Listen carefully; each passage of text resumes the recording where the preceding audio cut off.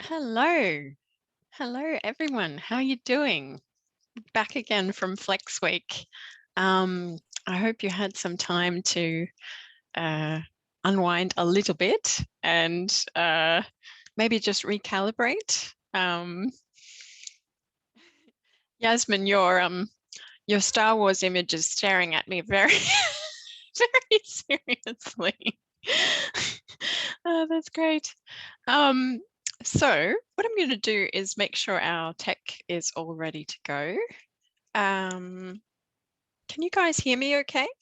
Am I coming through? Let me just check the chat function. Where's the chat? Oh, there we go. Yes. Excellent. Oh, good. All right. So while we are waiting for everyone to arrive, I would like to share a little introduction. You've all been working hard at your podcasting. So while we wait for everyone to join, please type the name of your podcast in the chat on Zoom. I'd love to see all these podcast names. What is your podcast called? I'm sure we have some really creative and interesting things. So type it in. It can be the name of the series that doesn't exist, but we're pretending it exists. Or it could be the name of the episode if you would prefer to do that. So yeah, type it in chat. Let's see what you've got. Podcast names. I will be back momentarily.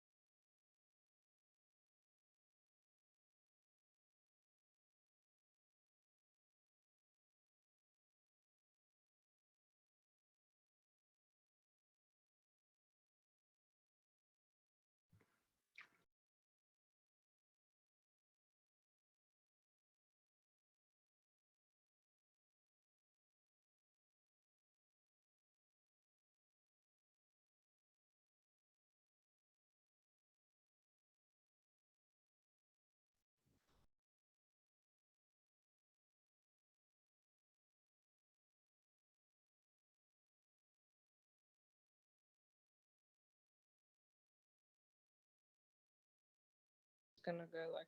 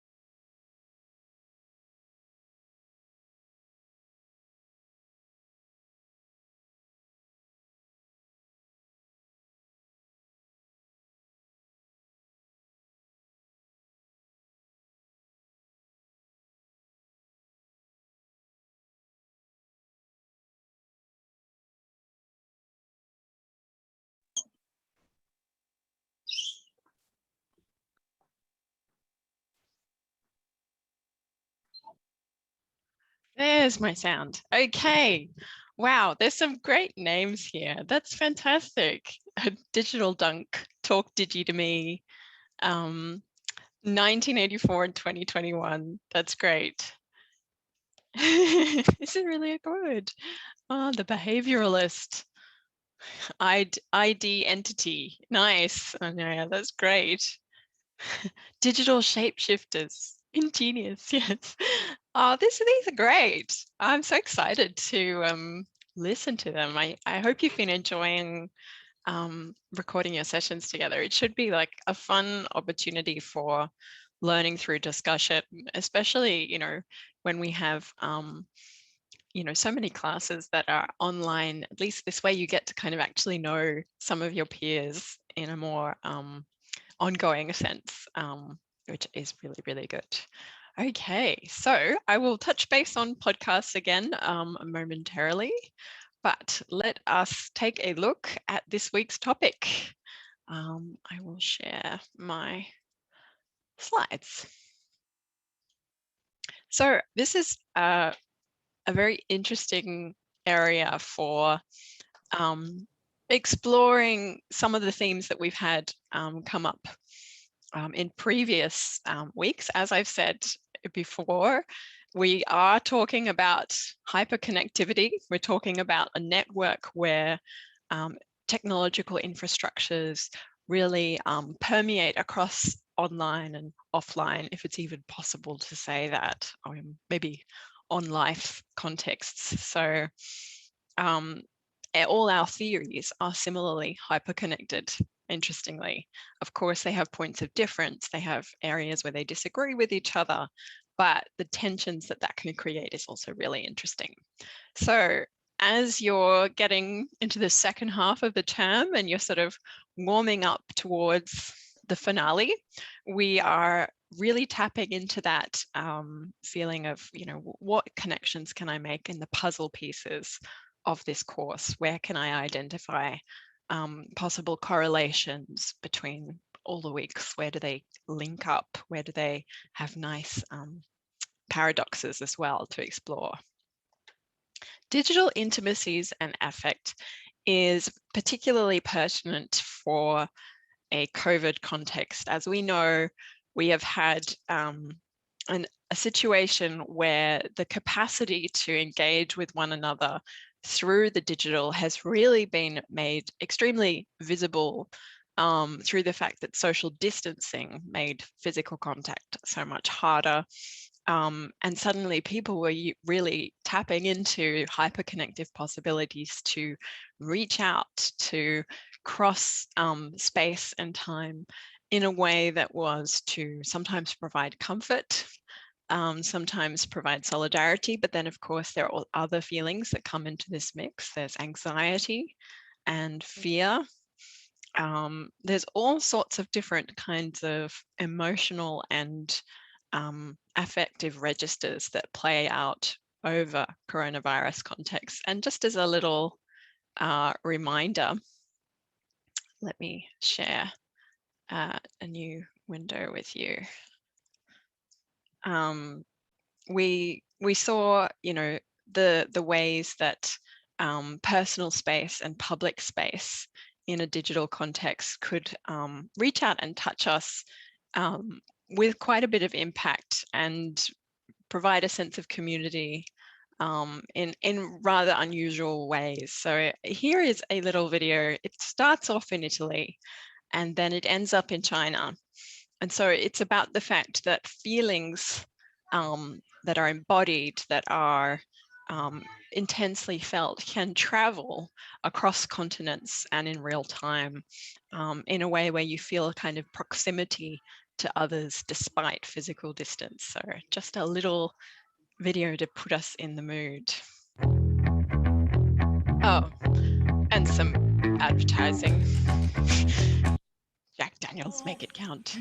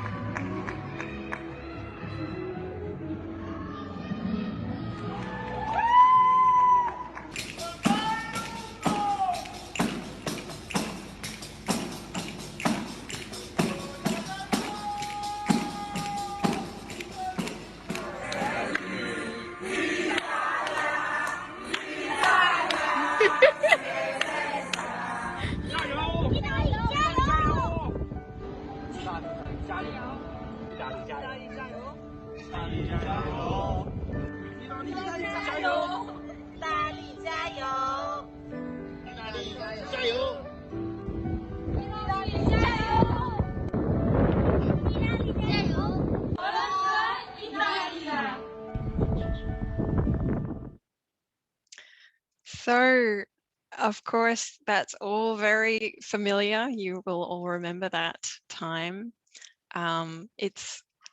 It's an interesting introduction to our theories today.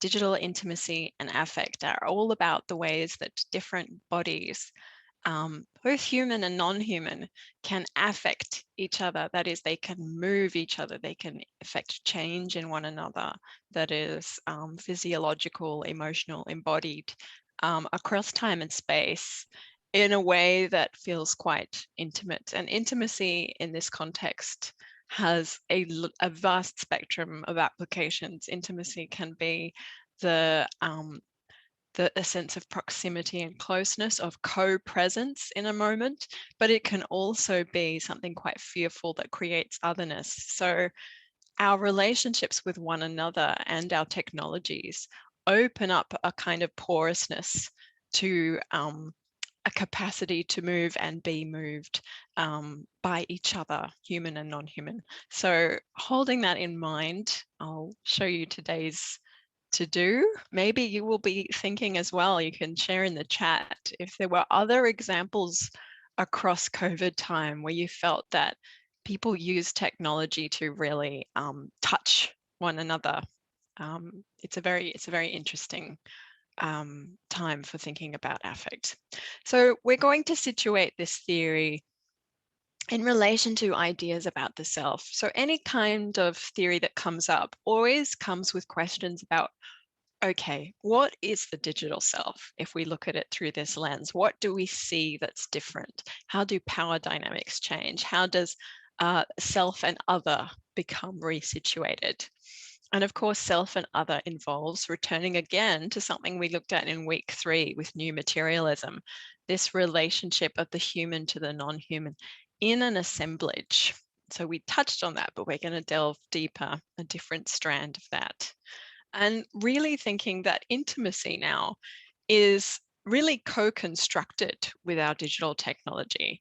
It's not that it's an add-on, it's not that it's something that's parallel, it's integrated and interwoven with how we can reach others, how we can traverse boundaries, sometimes in ways that are pleasurable or comforting and soothing, sometimes in ways that are quite disquieting and unnerving. So the impacts that we have, how they're felt across different bodies. That's just a little intro, but before we dive into that, I really wanted to make use of our last live lecture to give you guys some feedback from assessment 1. You all did very well. It was a challenge and you faced it beautifully, so we were very proud and pleased. I can say proud, can't I? I'm allowed to say proud. We were really pleased, and because it was no easy feat, those questions were really complex and they were designed to challenge you in reassessing some of the ways the self as a concept is socio-historically and culturally defined. So I'm going to situate this feedback here as a kind of platform from which you can then continue thinking about connections between different weeks. So this is a sort of little pause, a foundational moment to reassess. You know, we've been through Flex Week, had a little bit of time away from tutorials. So this can kind of revise, but also ground us in some of the really important themes that just thread throughout the entire subject. So one thing that we looked for, and we'll continue looking for, is critical engagement with the construct of an authentic self. So the word construct is a challenging one. It could potentially imply something made up in the sense that it doesn't have power, but that's actually not what we're saying here. A construct is something that has real world implications. So we are thinking about ideas that are put into practice. Ideas about what the self means are enacted, they're reproduced through action. And one way that it can be really useful to think about a construct of authenticity is to think about discourse, which came up in one of our, someone says their slides are still showing today's to do. Is that happening for others? Same for you. Okay, let me see if I can fix that. Thanks for letting me know. Is that better? Has it returned? Yay, huzzah. Okay, good. Thanks, folks. Yeah, it's on feedback. Fantastic. Good. That's where it should be. Okay, so looking at discourse is a really useful way of thinking about what a construct is, in that it does have lived reality. It does have material effects on people's lives. It's not just an idea. A construct is your social capital. It's your ability to move through the world. It's so much. So Michel Foucault talks about discourse as a combination of factors. This is a really brief recap, but you want to think about how certain concepts, such as an authentic self, might be put together through these ingredients. Institutions that have power because they are seen as a font of certain knowledge, or also the playing field where certain behavior is enabled and accepted and disciplined. Key actors, so that involves in a network concept, it's users, it's also the platforms themselves are actors. It's also non-human things like algorithms. Then we have language, ways of talking about something like authentic self, and behaviors that are reproduced in these kinds of institutional fields, across these spaces where there are particular people who are expected to behave a certain way, or there are languages that are acknowledged as having a currency and a power. So all those things together are what reveal to us that a construct has real implications. Let me give you an example. Cancel culture came up quite a lot in some of our posts. So you've got an institution, which would be a platform such as Twitter, and how that works, how it operates, its rules, its codes of conduct, its technological infrastructure. You've got languages that come with this, and they come with practices like the ability to unfollow, even to cancel. And then you've got hashtags. Example here, rest in peace, J.K. Rowling. There's a kind of language that networkers create around cancel culture that is understood as part of this construct. And then we have key actors, of course, networkers, followers, algorithms, and hashtags. So hashtags, it's not just the language, it's also the data linking things indexically. And when you combine all these things, you get these reproduced behaviors that the more they're reproduced, the more they generate a norm about this is how we can understand and perform the self. Through disciplining effects. You know, a lot of you acknowledge the gaze of others is disciplining. Also, the gaze of non-humans is disciplining. So algorithms, for example. And that does mean that the way we represent the self, it's got a lot of connotations, doesn't it? Because how can you perform identity within this framework? And what does this framework say about what's expected from someone to be authentic? Now, obviously, we're not saying that they actually are authentic, or even that it's possible to be authentic in a representation, because you can't capture everything about a person. But discourse might be handy for you down the track. So hold that thought, keep it in mind. It also comes along with performativity, this idea from Judith Butler. Now, a couple of our responses were really thoughtful in thinking about how even in a really subtle, almost subliminal way, we do perform things such as race, class, gender, and sexuality in some way. And it's not necessarily intentional, it's not deliberate, it's just through that reproducing of behavior. So that taps into discourse a little bit there. So by repeatedly doing certain things, by using certain symbolic resources, certain gestures, certain technologies, often you start to normalize, this is how I perform my gender, for example. Of course, it's always changing, it's always becoming, and we become through the doing of it. So you might be considering things such as the aesthetics of your profile pages, your use of filters. Maybe they come with certain norms around the representation of gender. Profile creation, as soon as you fill out a form and you click all the drop-down menu boxes, you are performing something of these things. How you pose for a photo, how you share interests in an online space and with whom, and your use of words in posts. So even a single post, there might be some connotation in the writing that gives away something of your identity in this regard. So if you are thinking, oh, I don't really perform my race or anything like that, or I don't perform my class, or I don't perform gender, question that a little, have a think about it, because in very subtle ways, you probably are in some respect. So we also looked for critical engagement around the ways that the internet or hyperconnective space is understood discursively. So there's lots of ways that we talk about the promises and the potentials and the pitfalls of being connected online. And a lot of you talked about this in the early weeks, what are the risks versus the opportunities? And of course, you found a wide array of both in terms of what you can do and what you can't do in online spaces.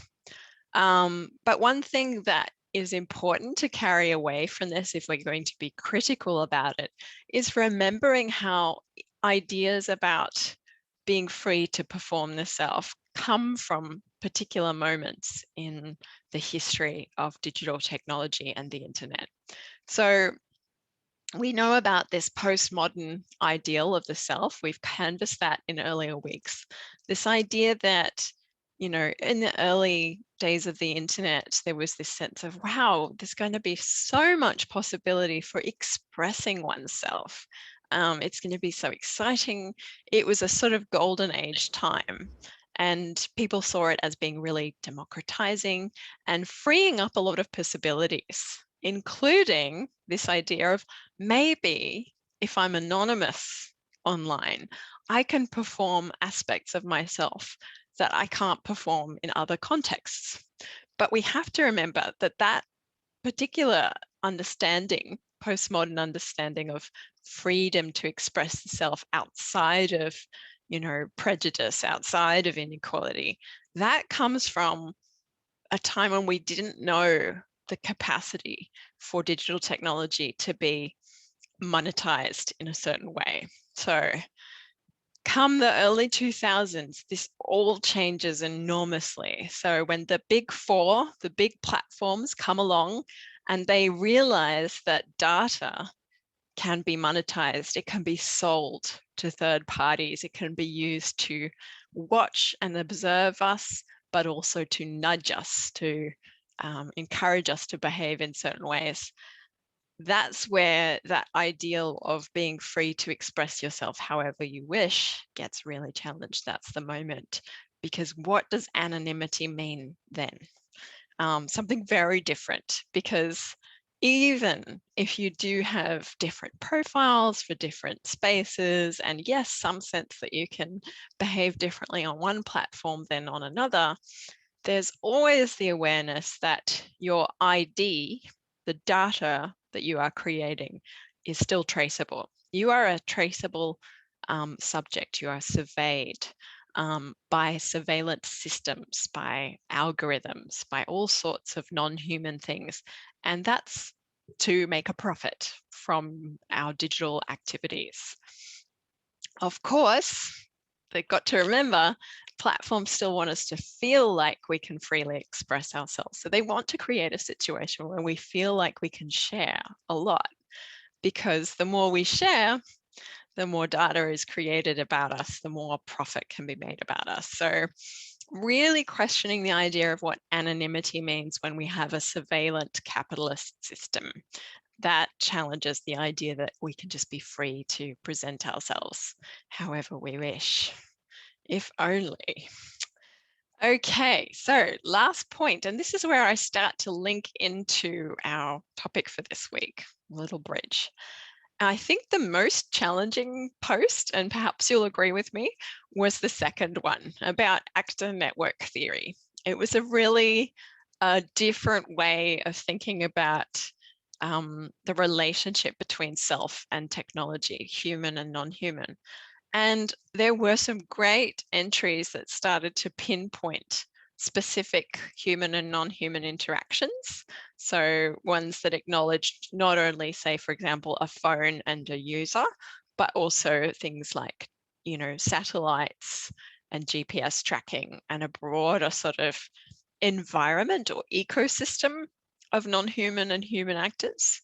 So those posts were doing very well.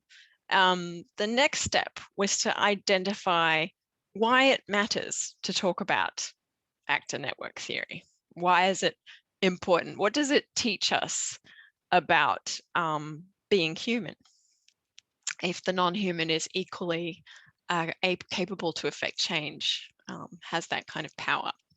So actor network theory is a strand of new materialism. New materialism is a big umbrella, and actor network theory is just one part of it.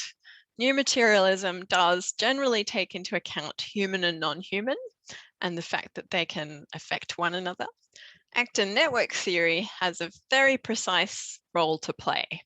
It doesn't take into account our feelings. So it doesn't take into account emotions or desires, wishes, fears. They are not considered. It doesn't take into account discourses. So it doesn't look at cultural constructs, like how race is understood or normalized in certain ways. That's the thing that it's often critiqued for, not looking at those things.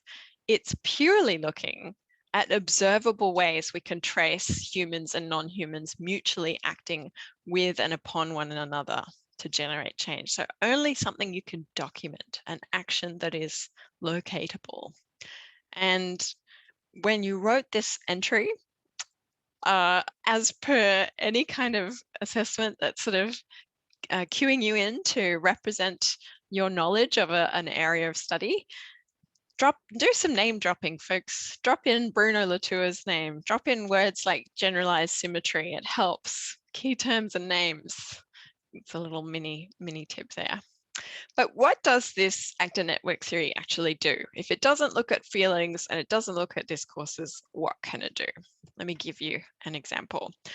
Has anyone here heard about the recent controversy on Instagram?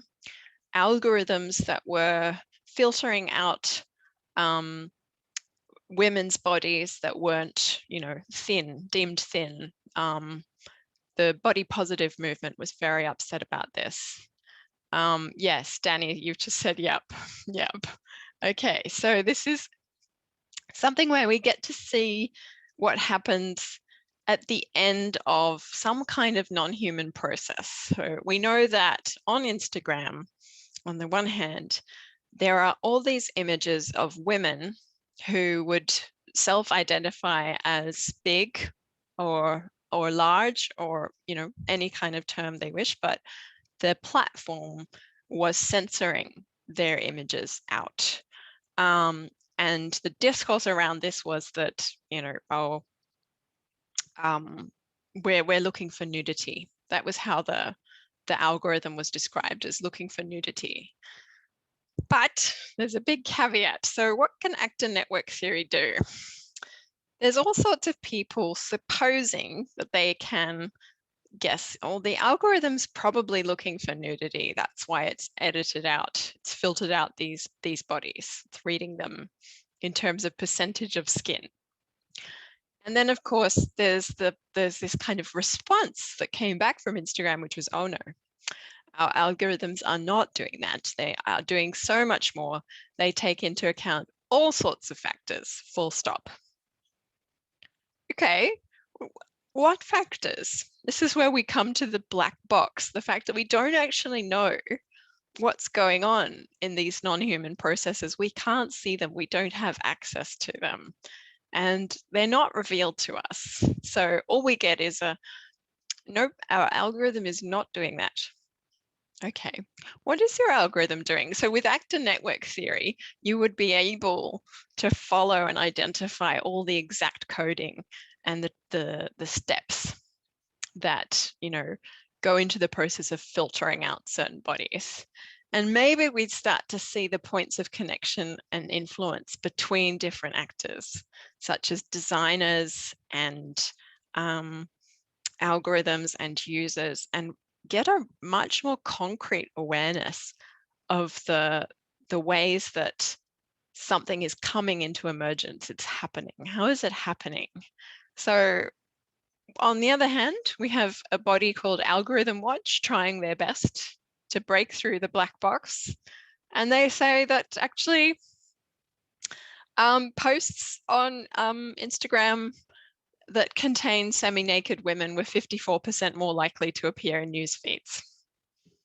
So how does that sit with the idea that maybe there are women who've been filtered out because they're not supposed to be naked? Something is not making sense. If we could get into the black box, if we could see all the connections, we'd be able to work it out. That would be the power of using actor network theory. But in the relation to the self, it's this awareness of how you are part of an ecosystem. You are not just existing as a solo player. You are part of an infrastructure. You've bought a phone, for example, and it's something you don't necessarily think about in terms of where it's come from all the time. But all our phones have networked connections to mines where tin is mined, for example, and there are workers in those mines who are, from all accounts, not well treated. It's connected to factories in China where workers are also not well treated, and chemical processes are causing illness, such as cancer. So thinking about the self in that context opens up a very different perspective. It's not just you and your phone, it's so much bigger than that. Okay, so that was quite a little spiel. I hope you're doing all right. You can always return to that in the recording if you need to. I'm going to now dive into actor network theory, where, yes, this is also in the umbrella of new materialism, but it's going to do it with a difference. So we are still getting away from a mind-body split, this idea that the self is only up here and it's not in the entirety of your body. That comes from the Enlightenment, that it's all about your thinking process. It's all about the brain. The self is the brain. No, the self is not just the brain. It's also the body. And the body is also not a solo entity. It doesn't stop at skin surface. It's permeable by other forces. Let's go into that. Affect theory. We're looking at felt connections between bodies, human and non-human. And this is where, unlike actor network theory, we do get to look at feelings and sensations. Emotions can come in here. They can come flooding in. They're invited. So very different.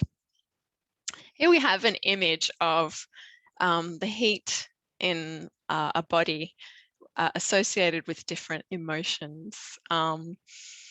It's an interesting little link to starting affect theory, because we are thinking about physiological embodied responses that take place in reaction to other bodies. The moment when your phone chimes and maybe your heart will start to beat a little bit faster, just a little bit. It can be very subtle, but we're very much thinking about that embodied responsiveness. We're thinking about intensities. Now, intensities are when a sort of forceful feeling gathers And it's not necessarily just in one body, it can be in a room. For example, have you ever been in, prior to COVID context, a crowd where everyone starts clapping excitedly at the same moment, and it's like a wave of energy has come through the space? That's a felt intensity. It just kind of sweeps through and it gathers momentum, not just in your body, in other bodies around you. It's also about stickiness. Stickiness, that's an interesting word. Stickiness is a kind of gravitational pull that certain things have for us through things like curiosity and desire. It's also things that we are repelled by, but that kind of cling to us, like stepping in dog poo or something. But stickiness can be described in digital contexts as that kind of compulsion to keep scrolling. It's sticky because it keeps coming, into your system, and you keep feeding it back. It's a kind of, and there's something physiological going on there, certainly. Maybe maybe your pupils are widening, maybe your heart's beating a bit faster. It's pre-personal, which means it's not just about the individual. It's not just about the self. It's across many selves, self and other, mutually affecting each other. It's pre-conscious, so it actually happens before we identify it as a word. For example, here, this body that's described as having anxiety. If you look at the image, just the image of the heat in that body, that's the moment of affect, not the moment where we say, I feel anxious. It's before then. It's just that kind of automatic response almost.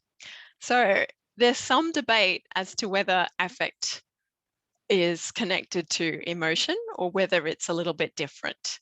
Is emotion calling something anxiety when you've got this kind of heat around your chest and your sweaty hands?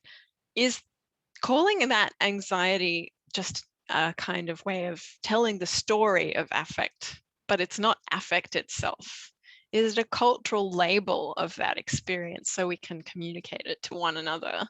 But it's not that actual thing, the original direct physical experience, the sweaty hands and so on. So affect is about our capacity to move and to be moved.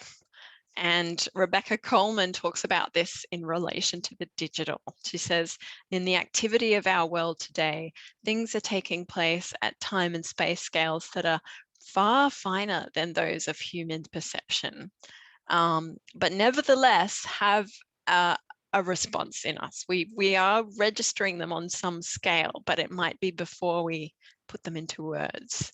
So things that are viral in a network, things that catch your attention, that make you keep scrolling, there's something going on there that's faster than the ability to label it and give it a name. So she's saying it hovers at the edge of semantic availability. That means meaning-making ability, semantics, like being able to call it something, being able to put a word on it. Sometimes there are experiences that escape language, and language doesn't really seem like enough. Perhaps you've encountered this. If you speak more than one language, you might find that the ways different languages try to articulate experiences are very different, and maybe none of them entirely capture what it feels like. Different kinds of words for feelings of love or feelings of fear. But we're talking before the moment of language. It's a force that's registered in the body before you can comprehend it, before you can make sense of it, and before you're even sometimes conscious of it. Consciousness is just one aspect of our physiological makeup and personal makeup.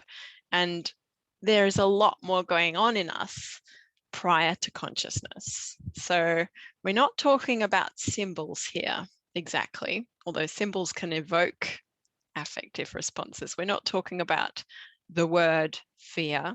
We're talking about fear as it manifests before you call it fear. So let me give you a little example. Now, what I'd like to invite you to do in this moment is get ready to type in the chat.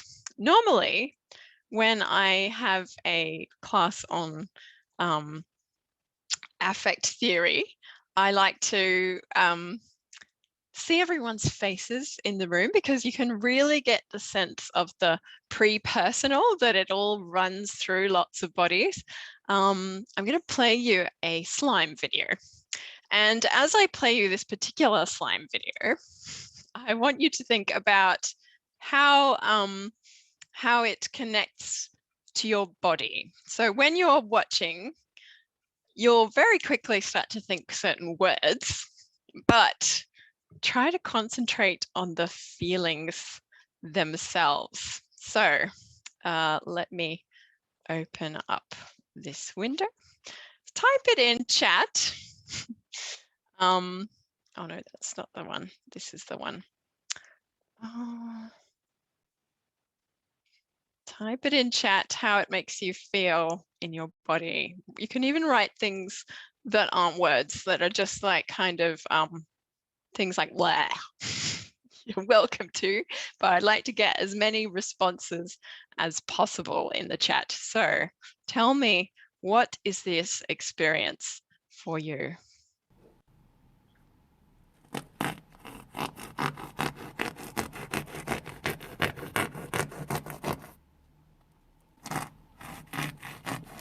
What are you feeling?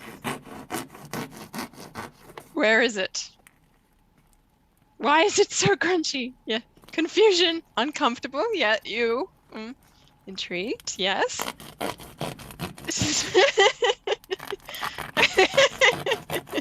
Yeah. Ew. I hate the undercooked bread. Excited. Oh. Is that made out of hair? Yep. Make it stop. Wow, what great reactions, guys. That's really interesting. So did you notice that your body was really responding in that moment? There is something physical going on. It's not like you can escape the physical. Danny, it would really differ, yes, if you had headphones on. Yes, it does. I've got headphones on, and it's really crunchy and sticky. Yeah, confusion. It looks like one thing, but sounds like another.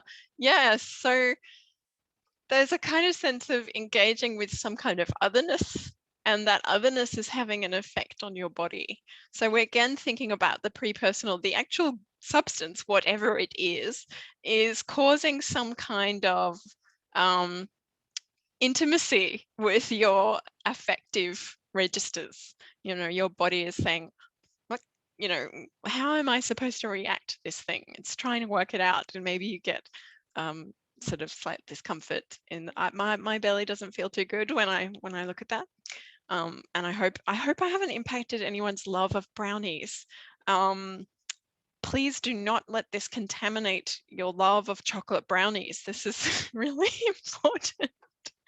So yes, so a lot of people flock to our digital technologies in search of these kinds of experiences. Maybe you watch slime videos, I don't know, but we're thinking about how the medium, but also the hyperconnectivity of it really creates a sense of bodies affecting each other.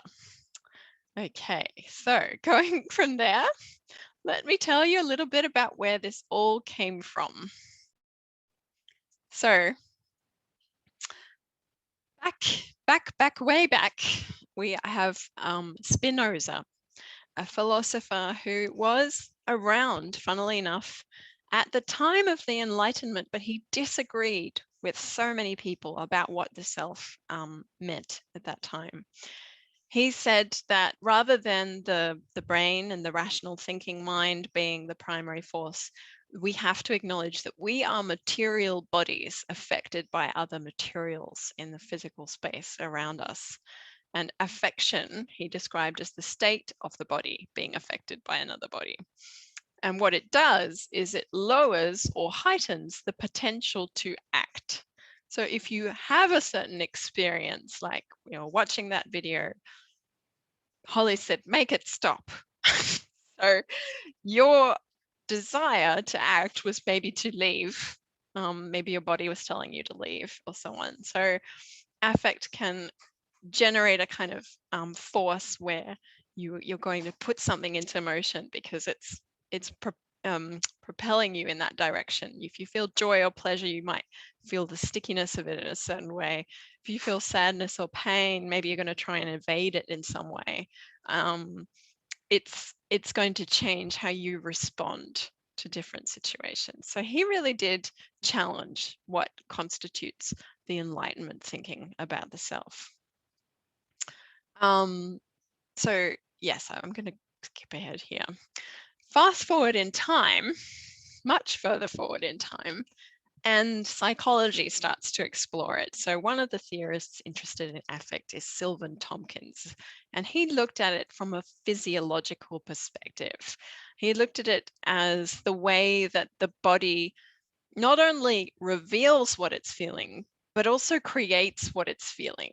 Let me put that into context. Say, for example, I don't know if any of you are people who blush. Some people blush, some people do not blush.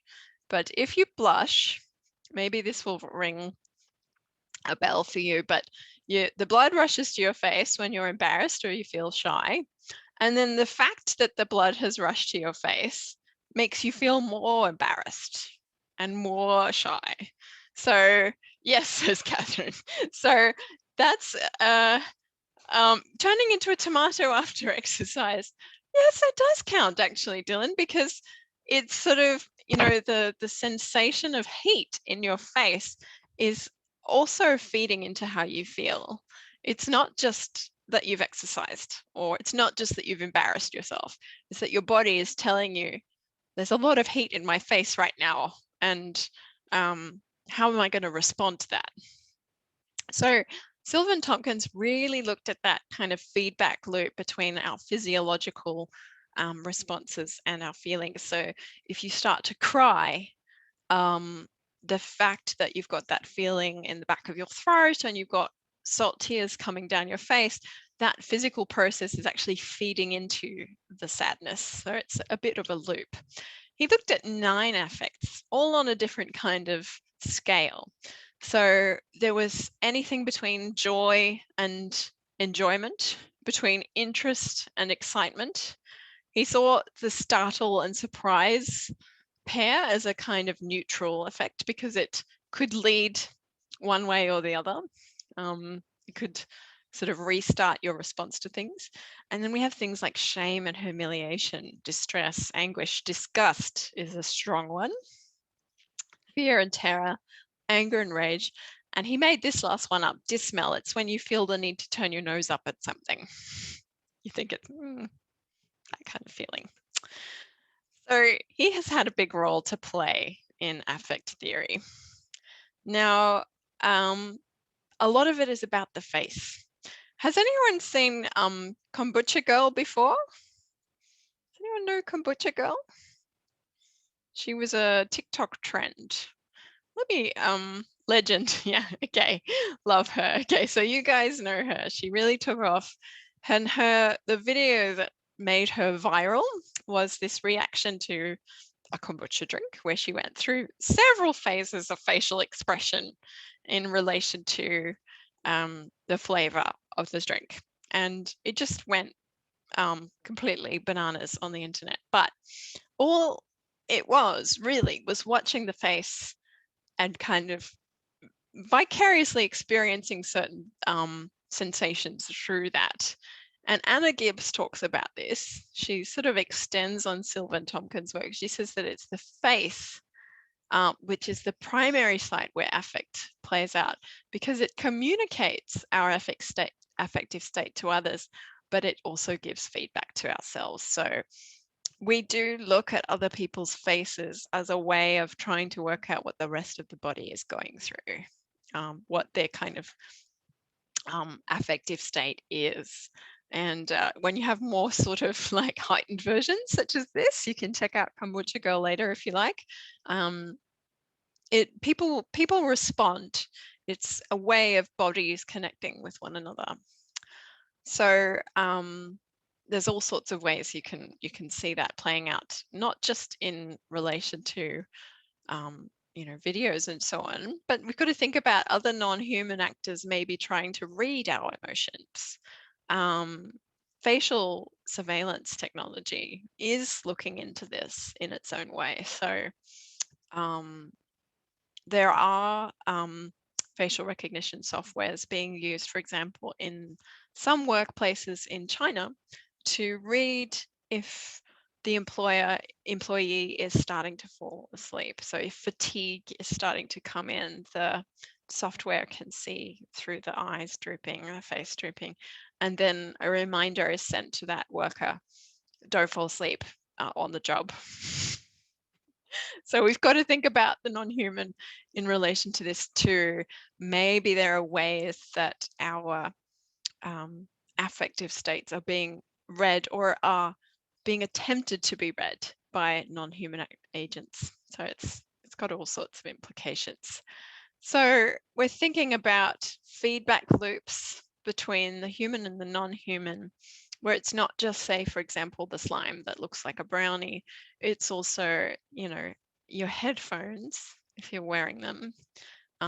It's also the algorithms that are kind of making it spread. And it's that way that different bodies can kind of feel close to one another or feel like they're traversing boundaries even at a distance. So remember the haptic, this idea that you can evoke a sense of touch without touch taking place. And just a little flag, as you head towards your final assessment, you will be looking at different kinds of genres and mediums or multimodal forms, like how you can use sound, how you can use image, how you can use things such as gaming or website interaction to facilitate certain affects, because technologies are designed to evoke, to elicit affect. Definitely they are. So we want to think about how we can create that and how we can see that being created.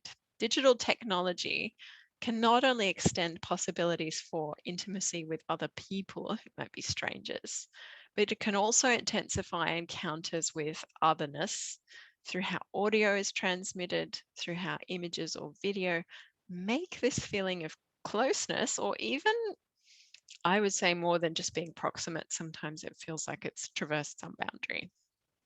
So keep this in mind as we head into your first assessment 3 prompt. Just a little flag here. It's going to be released tomorrow, and it relates just to this point, just thinking about what do you see in certain example artistic projects and so on that affect you. How's it working? You thought about it a little bit.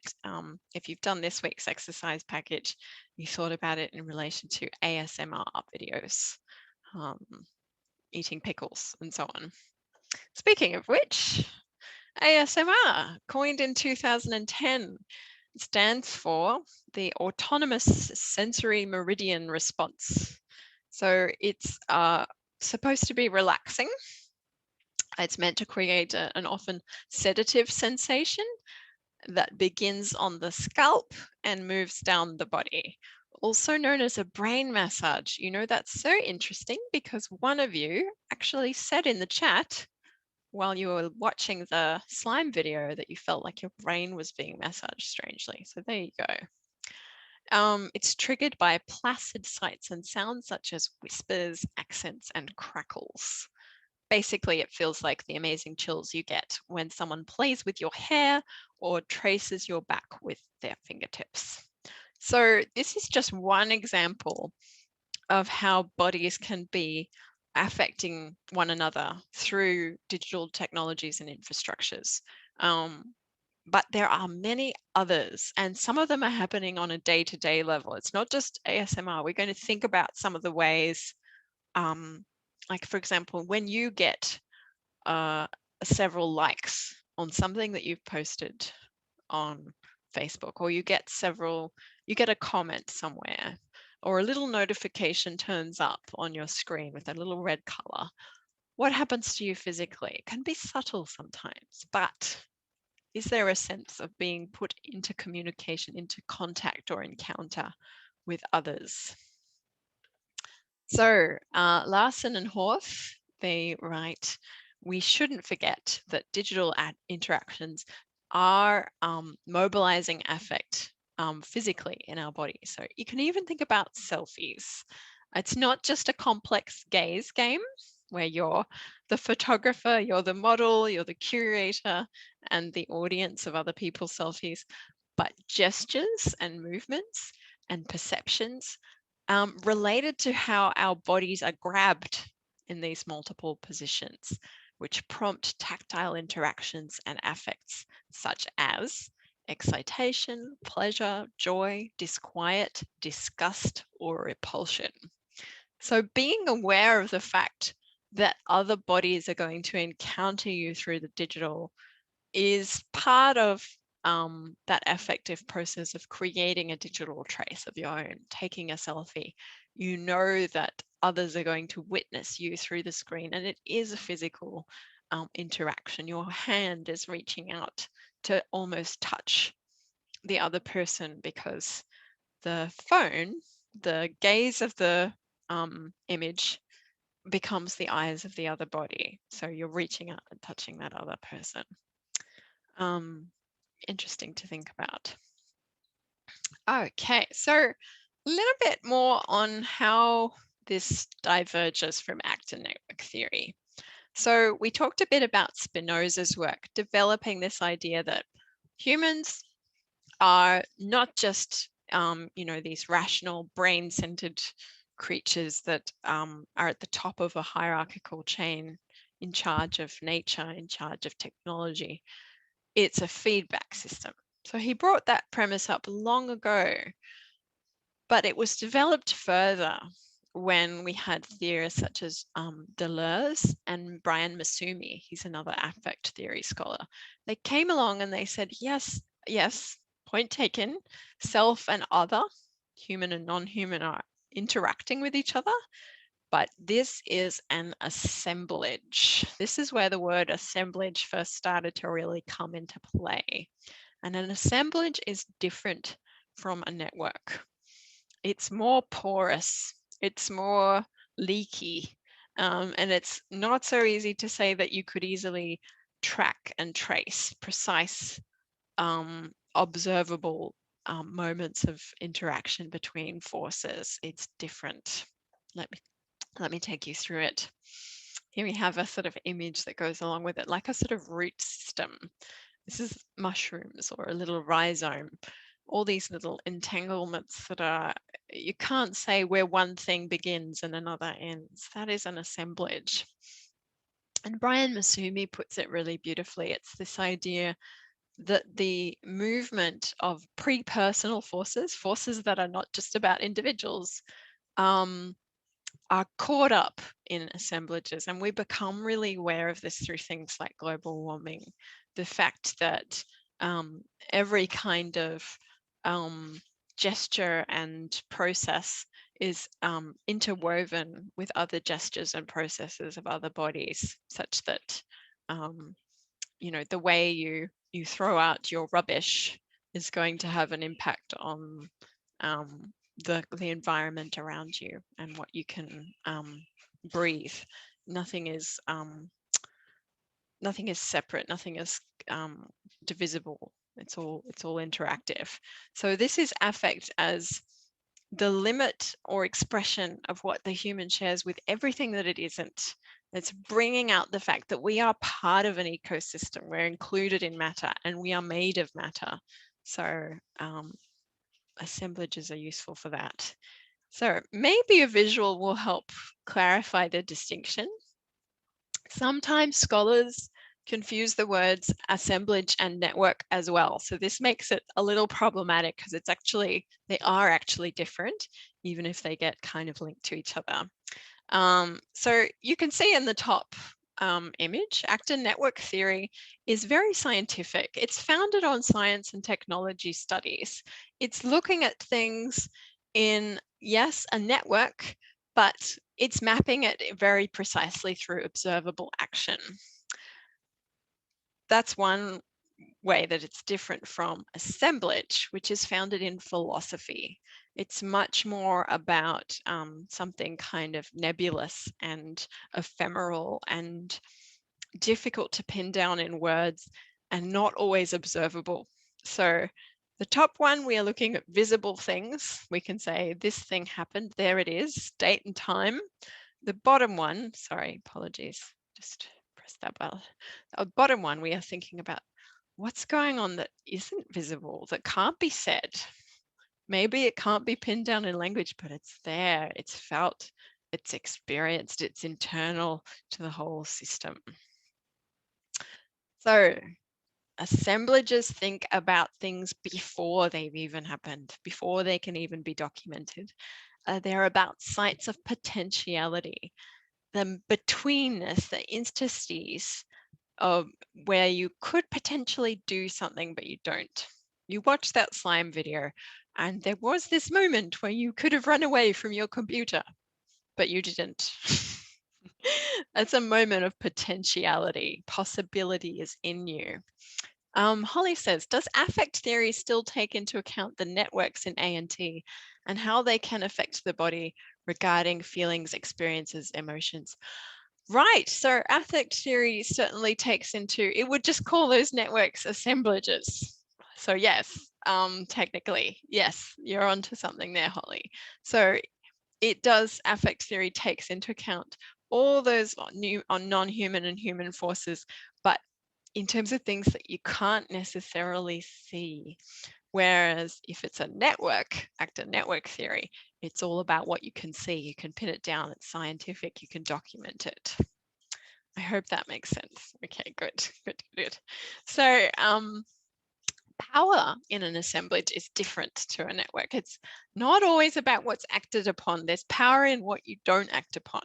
There's power in something that has the potential to happen, but doesn't quite.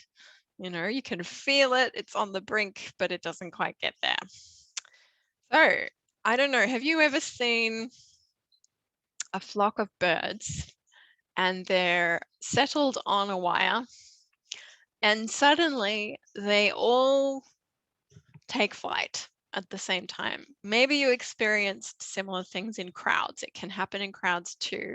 And I would say it happens also in networked experiences, things that go viral. It's like there's something that's about to happen and it just charges off. So that is an example of how that potentiality is a felt intensity that could go somewhere, but it doesn't. The moment before it goes somewhere is really interesting. The moment before it takes flight, it's what Brian Masumi calls a state of suspense or maybe disruption, like a temporal sink, a hole in time. And it's not passivity, because we're not being passive. There's something going on in bodies in the moment before something happens. It's filled with some kind of resonance. A potential for motion is a kind of motion. You're being moved, but it's not activity because it's not the kind that's directed yet to some kind of practical end. In a world of constituted objects and aims. It's not about, and then I did such and such. It's that moment where you feel like you're about to run or you're about to laugh, but it hasn't happened yet. Anya says, I want to make sure I'm understanding affect theory. Is this a fair sort of summary? It takes into account everything in the network, human and non-human actors, yes, and studies the non-observable reactions. Yes, things that are felt and internal. Yes, that's a very good that's a very good observation. Yes, that puts it very succinctly, Anaya. Yeah, that's good. So we're thinking about things that are like a feeling of disgust or so on, or of rage, or we'll get into some examples in a moment. Having said strong words such as disgust and rage, I should point out that affect isn't always really, strong. It's not always something that we notice as being particularly striking. It can be very banal as well. It can be the everyday rhythms of our lives. Your normal day-to-day routines with your phone, for example. You don't question how you're getting a sense of comfort, perhaps, how you're getting a sense of ease from what you do on a day-to-day basis with your technology. But as soon as your technology breaks down, you notice that something's been disrupted. You notice that there was an affect before that you no longer have access to, and it only becomes revealed because it's been interrupted. So say, for example, you have a really sort of nice leisurely holiday, and you're enjoying binge watching on Netflix, and then suddenly your television just decides to break down, and there's this sense of, oh, I didn't realize I was actually kind of sinking into an affect there. I was in this kind of maybe zoned out or laid back affect. I was shutting down a little bit, who knows what it was, but you notice these subtle things once they're gone. But this tells us that they're there all the time. So keeping in mind that affect is taking place constantly. It's just that we don't always notice it. So Horth and Larson identify this well. They say our daily walks and runs can become fixed and materialized when inscribed, displayed, and shared in, say, for example, a fitness app. What used to be sort of banal aspects of our everyday life, our coffee mug, the content of our meal, the view from our window, these things, all these really kind of subtle things, these really everyday things are shared, photographed, uploaded. They're becoming conspicuous, and they become sites of attention and interaction and affection. You could post something really simple like a meal you had on a Saturday night, and a friend who wasn't with you will comment on it. That's a really subtle way that the everyday has affective intensity. It's not intensity in the sense that it's violent or really forceful or overpowering. It's the intensity of the everyday. So intensity isn't always what you might think it is. Sometimes it's just kind of following the similar rhythms that we're used to and the calm that comes with them. Okay, we are now at the halfway mark, at which point I take a little moment to pause and I say, please have a cup of coffee if you do not already have one. Please have a chocolate. Don't have a brownie. No, do have a brownie. It's up to you. It depends how you feel about brownies now. Your second assessment, I'm going to talk about that just momentarily while we all pause, while we digest some of these things about affect theory. So it is due this Friday, 10 minutes before the stroke of midnight Sydney time. At the moment where you guys are at, you've got your pod prompt 3 due today. Now, don't worry, fear not if you haven't promptly responded to the prompt. You have until the close of today to do it. We're not going to be super strict, say you're a few hours late on a Monday, that's fine. 9 a.m. is the guideline, but if it has to be 11:30 p.m., that's fine, as long as it's on the Monday. So that prompt is due today. If you haven't done it, you can do so after this lecture. There are some packages that come with it. So there is a pod prompt 3 package, which you can access in our exercise package section at the top of our Moodle page. or you can access it via the collaborative diary, where there's a link in your pod prompt 3 description. We also have in the exercise packages an editing guide. Perhaps you've looked at this over Flex Week, which takes you through all the steps of how you fine tune and cut and reduce and smooth the edges of your final cut for your episode. So that's sort of where we are so far. We have one more recording session coming up in your tutorials, and this is a real opportunity for you guys to have a look at the rubric for this assessment, look at it in detail and think, are you actually doing all the things that are in that rubric? Is there any way in your final recording or in your editing process that you could enhance these qualities that are encouraged in the rubric? So that's my tip, to think about this last recording session as a way of tying the threads together. And that includes tying the threads together on all the sub-themes. Maybe there's a particular thread you want to really emphasize for your episode between, say, intimacy and affect and memory, or surveillance. They're our three sub-themes. If you go into the assessment upload, only one person in your group needs to submit for the group as a whole. So you can nominate whoever that will be. They will upload their audio file. It's been instructed, Moodle's been instructed to take all audio file types. So theoretically, that should all work fine. And there are instructions in that uploading section to include a bibliography in a little comments block that's in the submission upload. So you can check that out. Look at that link for submitting assessment 2. It will give you the instructions with a visual to explain that. So if you have any questions, you can let me know at the end of the lecture.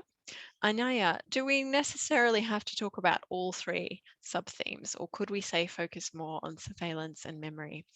You're welcome to focus on just 2 if you wish. 3 is very ambitious, so I'm absolutely open to people focusing on 2, but I would say it's important to have at least 2, because we are encouraging you to seek out those connections in some way, in whatever way you can, between different weeks of the term, and 2 is fine. So nice one.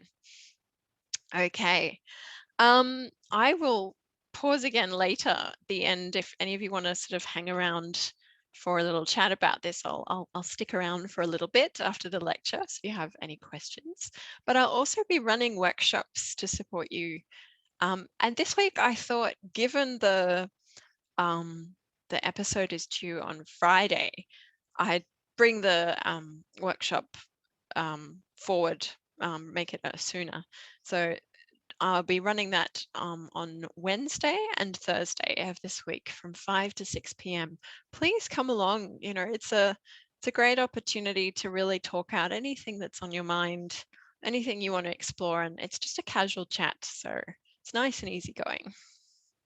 I've also made forum subscription to the Assessment 2 Q&A space on Moodle compulsory just for this week, because I thought we may have some people who have tech issues, or we might have people who want to just double check something important, and we can support one another in this process. So I will always respond as quickly as I can to a post in this forum, but also, you know, you can also respond to each other. So if one of you has a tech question about the editing process, you can pop it up there. Everyone in the cohort will get a little email about it. Maybe somebody knows. So you can reply to that too. It's not just a space for tutors to reply. Let's use your collective intelligence, the hive mind.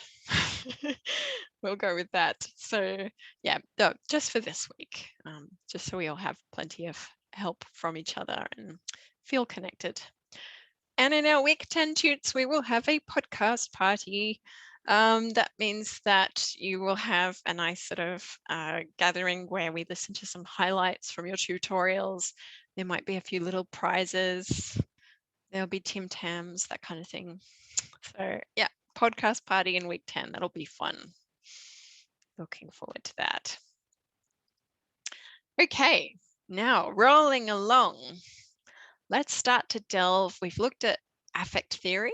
We've looked at how it's physiological, embodied, and it's about a porousness between different actors. So whether they're human or non-human, this sense that we can move one another.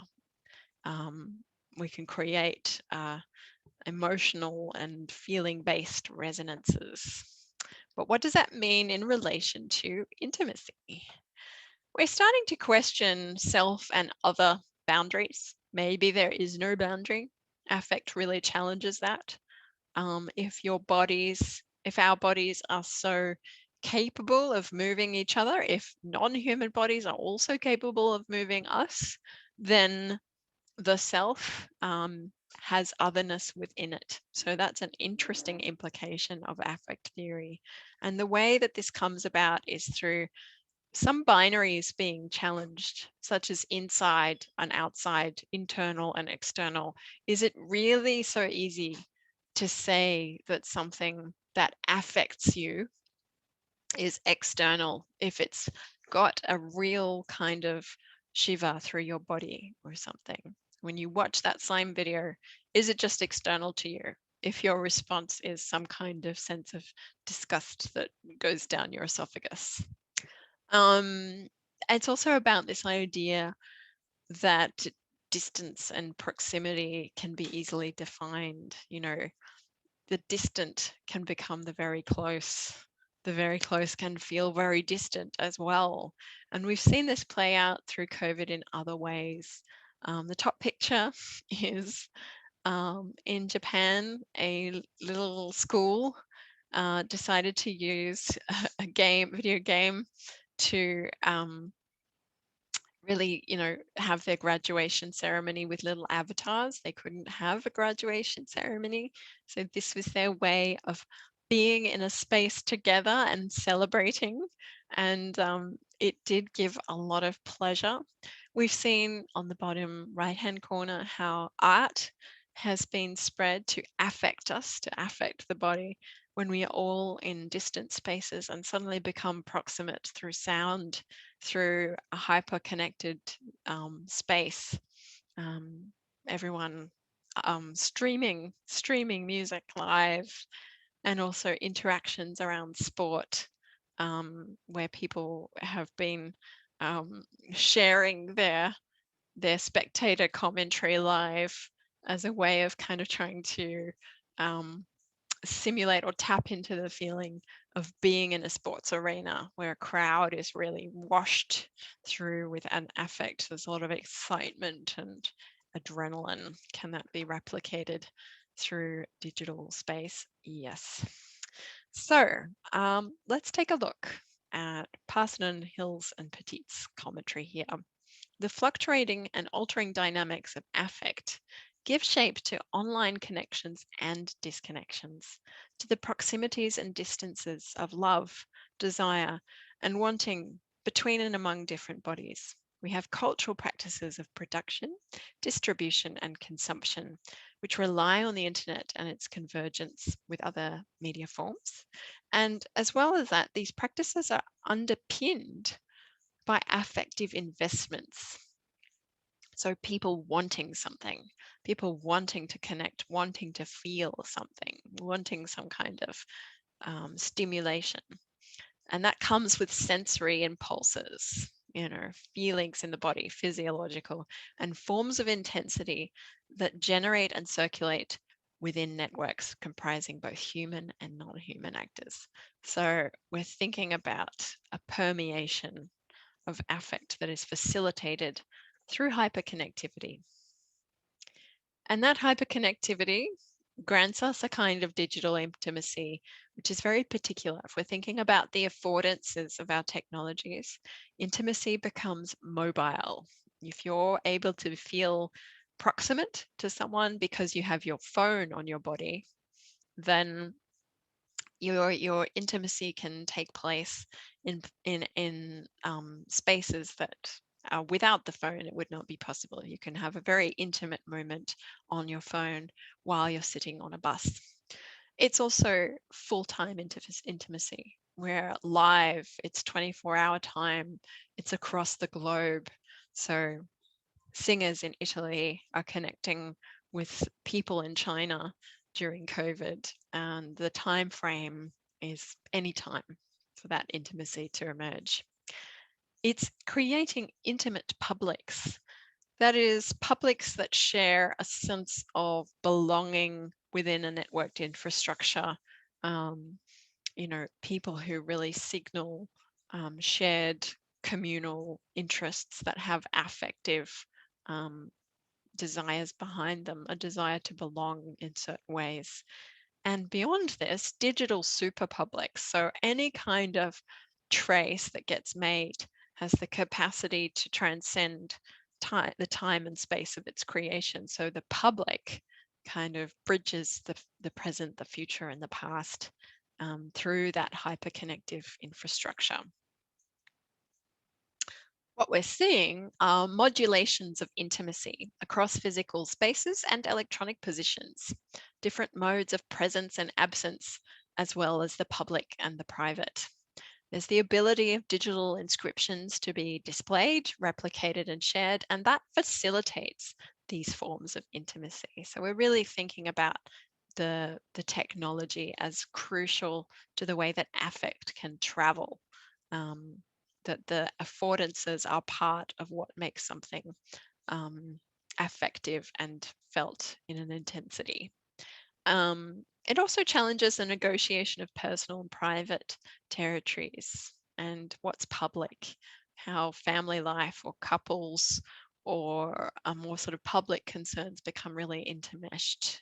There aren't so the lines between different spaces in our emotional worlds are very difficult to distinguish sometimes. So I'm going to jump ahead at this point.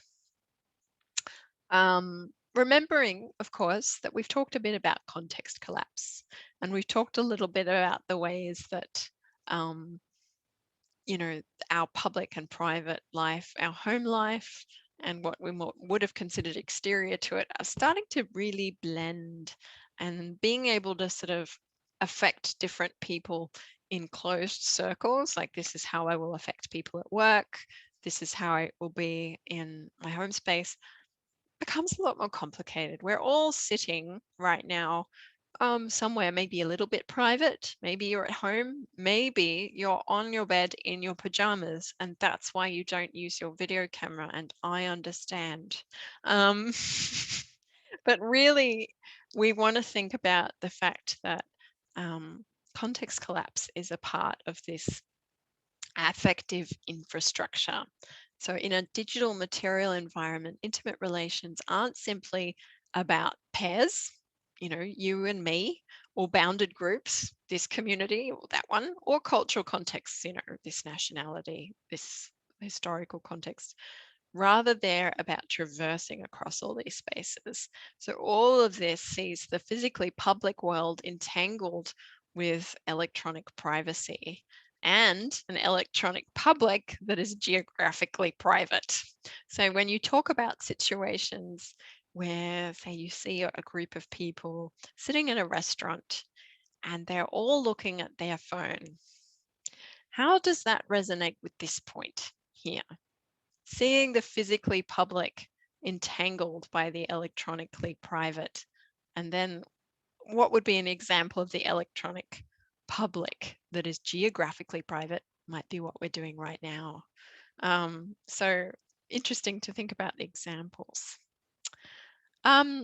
So by being inscribed in all our technologies, our smartphones, our apps, our webcams, our platforms, bodies are multiplying their presence.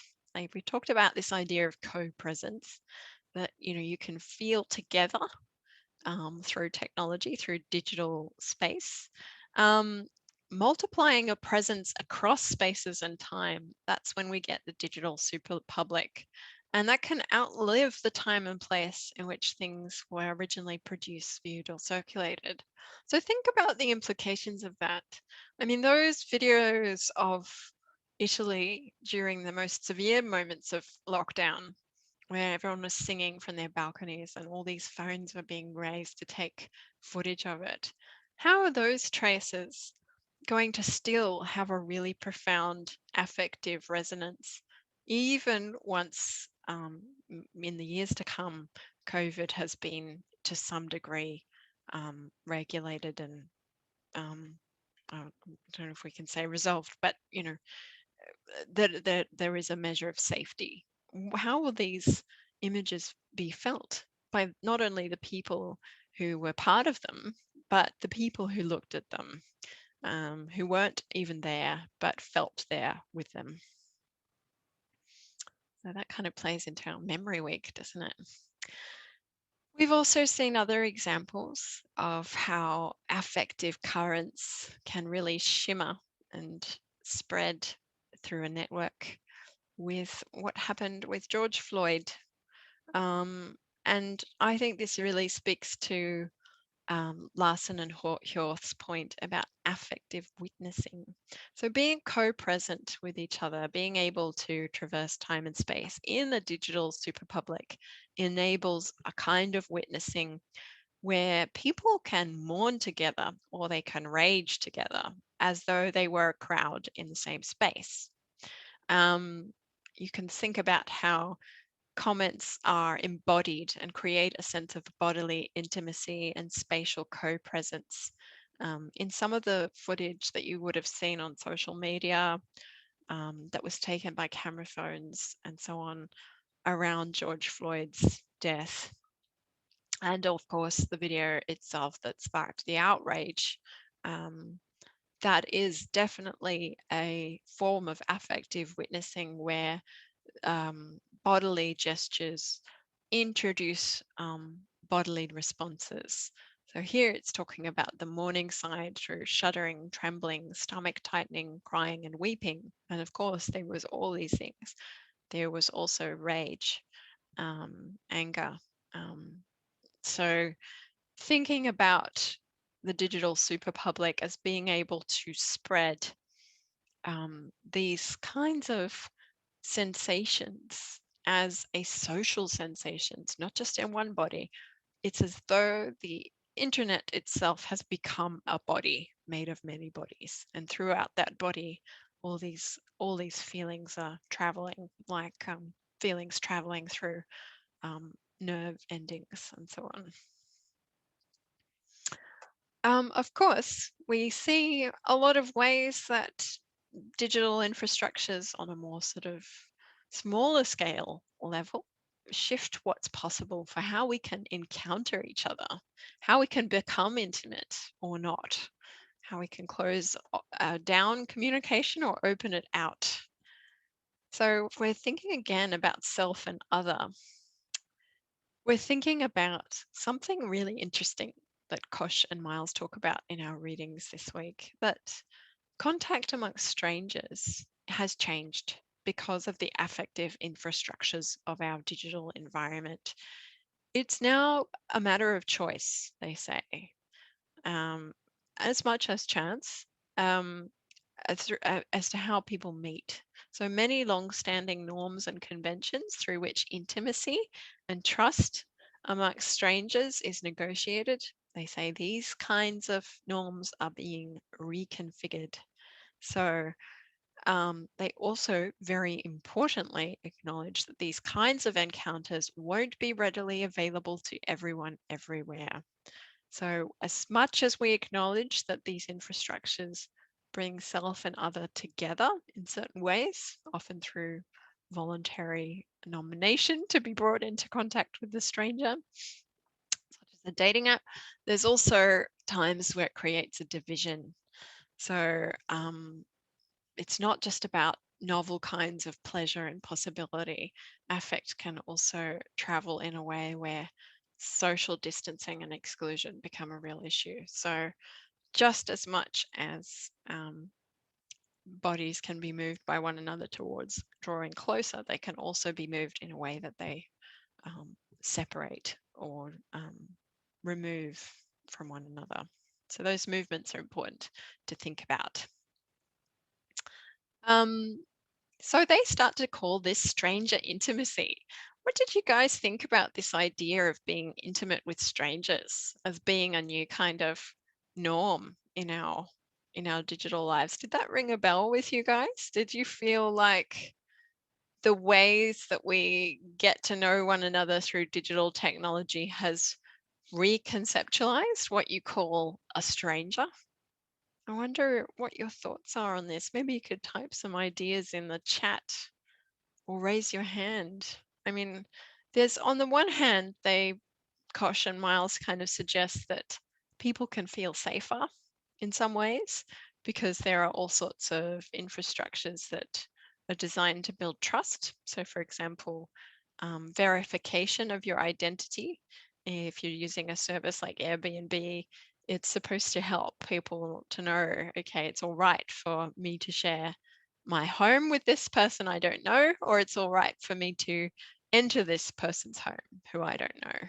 That's just one. But then maybe there's other things like getting into an Uber taxi. You look at the number of stars that the Uber driver has and sort of take that as a code that you can trust this stranger in their car. But on the other hand, maybe you find yourself thinking it's created more caution, more sort of uncertainty. So I'd be really curious to hear what you think of that, what the dynamics of that are. So they say stranger intimacy incorporates a willingness to engage in conversation with unknown others. Do you feel like that's the case? Do you think that's changed from your parents' or grandparents' generation? Dylan says, it's easier to connect and disconnect with that person at will with no drastic repercussions. Ah, that's interesting, Dylan. Okay, what do you guys think? Do you agree? Do you feel the same way that the kind of repercussions are reduced in some sense? Interaction with strangers online. Holly says, I think there's less emotional attachment in those cases. Oh, okay, interesting. So, you don't feel obliged to keep them entertained, you say, Dylan. That's interesting. And time is a factor, says Holly. Yeah, just responding to a comment on a random post, whether that leads to a civil conversation or an argument. Yeah, the potentiality of things is interesting. Natasha says using usernames instead of real names provides some anonymity. Yes, to a degree, although it's interesting because I have heard cases where people have, through awareness of the digital technology and how it works, they've been able to trace people who are trying to be anonymous. So we're very trackable. So it's got risk in it. It's certainly got risk in it. But we also want to think about these relations to strangers as being affected by affective forces or intensities that can be of so many different kinds. They can be romantic or sexual, or they can be around an ethic of care or hospitality, maybe just an interest in meeting new people, or sometimes it's very much tied up with economic factors, how to save or make money. I mean, I've had conversations with Uber drivers around how they use their Uber driving to earn a little bit more cash in between other jobs. And you can kind of see the efforts that are going towards making you as the passenger comfortable in the hopes that they'll get a good star rating. And Sydney here says digital tech lets us be more easier to encounter, yes, with other strangers, but other strangers we will contact often, like the owner of the shop. Yeah, that's interesting. It's created lines of connectivity that wouldn't have existed before. And I think if you do start talking about dating apps, it will be interesting to think about how a sense of fear, anxiety, or caution has in some ways changed and in some ways not. You know, it's a very fluctuating thing. That's a thing about affect.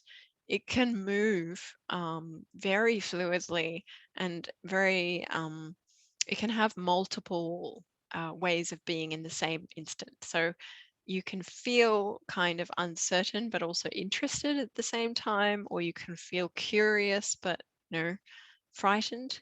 Danny, you've just raised your hand. What are you thinking? Yeah, I was just going to say, I think it's really interesting. Stranger intimacy, I always think about how now there's a lot more available information that we can use to kind of decipher what a person is like.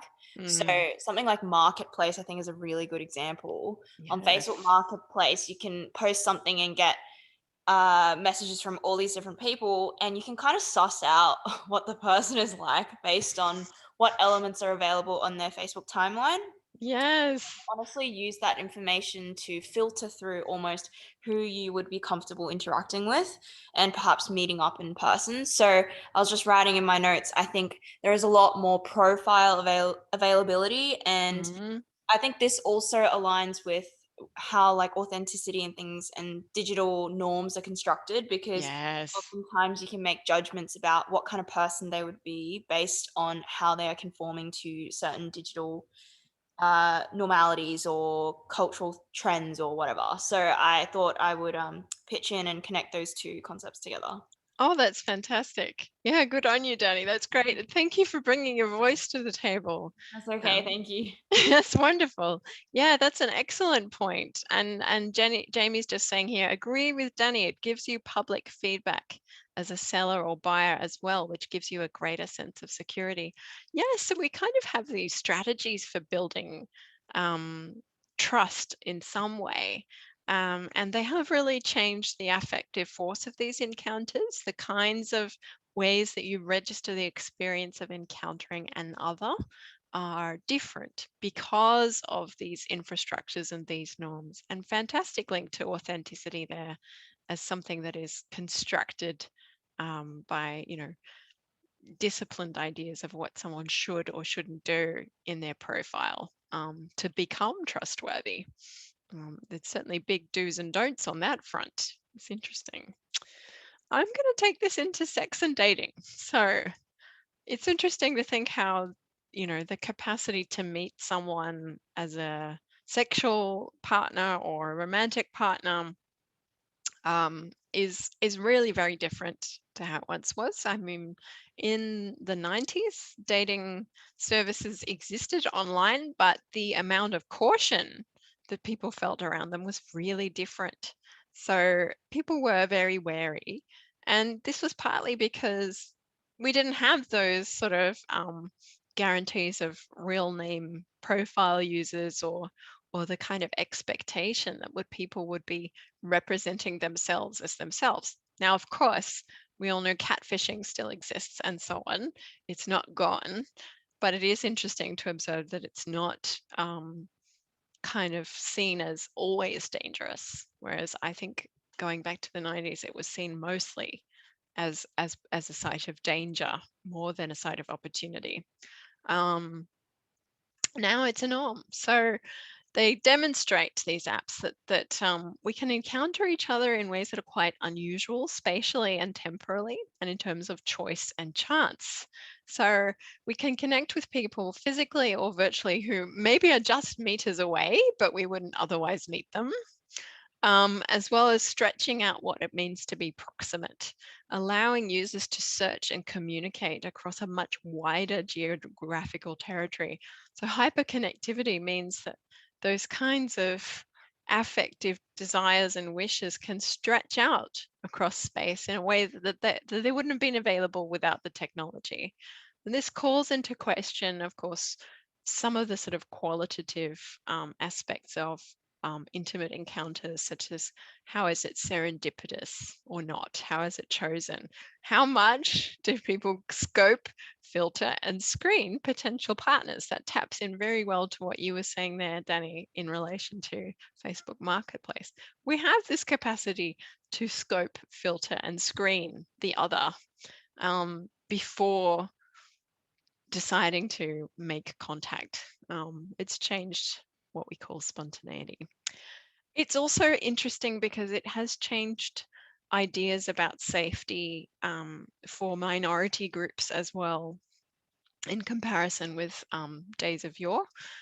So apps are being used to map queer cartographies, that is, spaces of interaction for people who identify as LGBTQI, um, onto spaces that previously were unavailable, that were blocked out, that were maybe not safe. And a kind of safety has emerged out of this that would not have been possible and was actually very fraught in previous times. The risk that came with meeting someone could sometimes come with violence and all sorts of other very concerning things. But it's interesting that Kosh and Miles point out, operating through mobile devices means that encounters can be untethered from fixed spaces or times. And that kind of has a real impact for people who have experienced fear around encounters, they felt unsafe, or there's a potential of danger in encounters. So for sexual minorities in particular, Kosh and Miles says this brings the potential of queering spaces and providing routes of encounter that might otherwise be dangerous or impossible. So that's been a really interesting shift in the possibilities of encounter and the affect that comes with them. A stronger sense of security in some ways. So Ashley's saying here, does digital intimacy mostly pertain to the online only aspect, or should we be considering and carrying forward these ideas to the physical too as a branch of digital intimacy? Definitely. Yes, Ashley, for sure, 100%. We want to remember digital intimacy is about something that crosses and disrupts any idea that there's a boundary between online and offline. It challenges that. So, and it changes it. So it's not that we can even perceive a difference. Digital intimacy doesn't mean online or offline. Digital intimacy means enmeshed environments between, you know, the on your phone and in space, in lived space as well as screen space at the same time, simultaneously. So yes, very, very nicely pointed out there. And here we have Snapchat ugly face. So I bring this up here because people often talk about how particular affordances enable different kinds of intimacy. So if you think about Snapchat, maybe you guys resonate with this point. It enables you to present aspects of the self that are affectively very different to the more aestheticized images on, say, Instagram. Instagram might not play with affect such as discomfort or a little bit of the playfully grotesque, perhaps, or a little bit of disgust, maybe. There are people who use Snapchat to take pictures of themselves on the toilet. It does happen because it disappears. Whatever floats your boat. But intimacies we have to think about in relation to the specific qualities of the technology. So it's temporality, it's duration, its affordances. So with Snapchat, with things disappearing quickly, it's like you were saying, the earlier in the comments it came up, well, maybe there's less repercussion, so where people feel safer. Here is an example of that that's very concrete. So it's a very particular version of how people might feel safer to bring out affect in a more visible way, especially through the face. We think about Snapchat as engendering, this is handy side and ringrose here, it engenders ephemeral bursts of affect through quick exchanges of excitement, curiosity, or boredom that can feel like a secret because of their transience. So it's almost like the disappearance of this thing, it feels a little bit more intimate because you know it's going to disappear.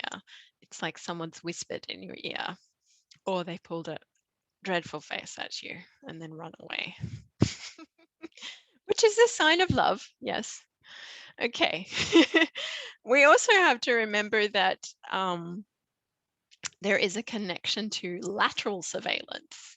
For example, an awareness that we are available to others, visible to others in these spaces, and aspects of our ordinary life, including our bodies and feelings, are inscribed and materialized in our digital devices. They become noticeable for ourselves. So we don't have our own effective response to our Snapchat ugly face pictures, and for others, potentially increasing our reflexivity, what we can see of ourselves. That's a feedback loop in itself. If you see a picture of yourself going through some kind of affective process, you see a picture of you laughing your head off, you're going to feel something looking at that back in your body. And then you also feel the awareness that your image of you experiencing something can be grabbed and scrutinized by others.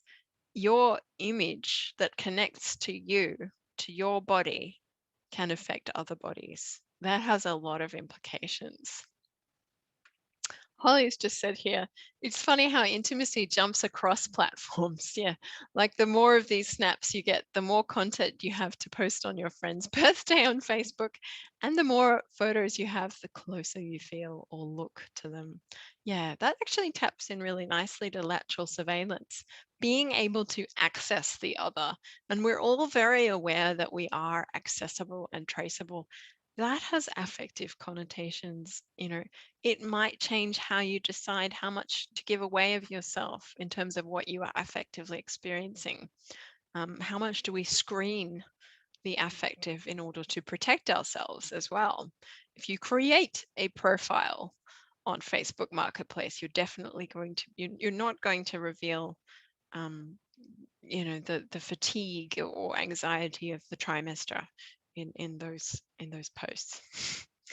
I'm going to jump ahead. Now, it's very easy to fall into a description of digital intimacy as being either a disconnect, people losing connection with each other, or a form of closeness. And I think as with other binaries that we've started to disrupt, like online and offline, we want to start to disrupt this idea that it's either connective or disconnective to the other. So back in 2011, Sherry Turkle is a media theorist who wrote this book, Alone Together: Why We Expect More from Technology and Less from Each Other. And it was all about it was about those situations where people would be sitting at a dinner table and all on their phones. So not expecting connection in that precise spatially situated moment, but connecting with the phone instead. And the way she described that was, okay, this is, it's a long time ago, 2011. Oh my God, time's flown. Anyway, these days, she said, insecure in our relationships and anxious about intimacy, we look to technology for ways to be in relationships and protect ourselves from them at the same time. So that's interesting. We look to it as a way to connect and to also keep a distance. So we fear the risks and disappointments of relationships with our fellow humans, she said, and we expect more from technology and less from each other. So it's quite a dire prediction, or analysis, this idea that engaging with your phone means disengaging from others, but it's more messy than that. If you're thinking about affect theory, it is more messy than that, because bodies are influencing other bodies. Even if someone is disengaging per se from a dinner table conversation and they're scrolling on their phone, what are they affectively investing in? There's something on the screen, other bodies, data, non-human forces. There's still an interaction and an intimacy going on within that space of the dinner table. So it's a messy space. It's not easy. And it's curious that in 2020, Turkle started to backtrack a little bit.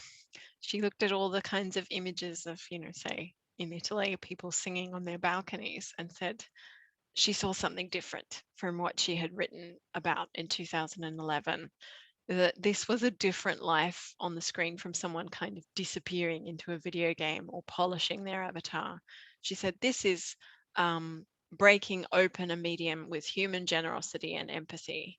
And it's not about, being alone together, but also together alone in the socially distanced context. Interesting that she changed the tone there a little bit. I wonder why. I mean, I'm sure that you guys have lots of thoughts there about why, but also something one might question is, what does it mean to say that someone disappears into a video game? Is it a disappearance, or is it a different kind of engagement? What's going on affectively? There's still a lot of force and intensity between bodies in that moment of playing the game. All right, so I'm going to zoom out at this point, and a very strange last thing to end on, but just to take a moment to think about contagious affect, it's called. This idea that network technologies are like a body. They create spaces where there are increased chances for, this is Tony Sampson, increased chances of infection from wide-ranging social, cultural, political, and economic forces. So the power of the hyperconnective to make things such as rage around Black Lives Matter spread, or movements such as the Arab Springs spread. That's one aspect of this, that a feeling can move across multiple bodies with a kind of rapidity that's quite extraordinary. And at the same time, this comes with a lot of vulnerabilities. So the more interconnected we are, the more that bodies have the capacity and the availability to move one another, the more that a vulnerability can emerge as well. So Jan van Dijk suggests that there is a sense in which the contagious affect that moves across networks creates difficulties such as the financial crisis. He would say that the fact that everything was connected and affective, all these bodies, human and non-human, generating change in the stock market led to disruption in that stock market. So his suggestion is that sometimes it's too much connectivity, that the more things can potentially infect each other, the more that the body of the internet becomes vulnerable.